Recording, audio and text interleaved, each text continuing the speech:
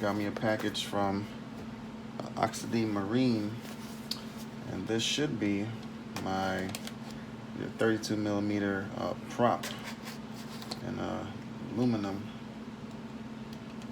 Went ahead and picked that upgrade up.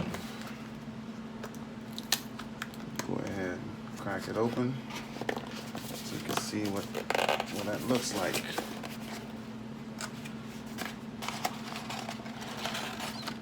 Box right here. Pretty much this is the prop right here, y'all. Part number 3219250. This is the prop rod. You can see it too well in there, but yep, definitely a good little upgrade. This thing is really going to sing once I put it on there.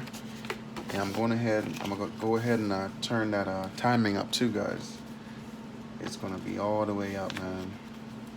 So it's going to be a lot of fun. Yep, so it's the 32 millimeter CNC prop. Yep, so any guys have a mini dom, you want to upgrade it? I mean, I got the 32 millimeter, but it looks pretty good. And it's a great little upgrade to the mini dom, y'all.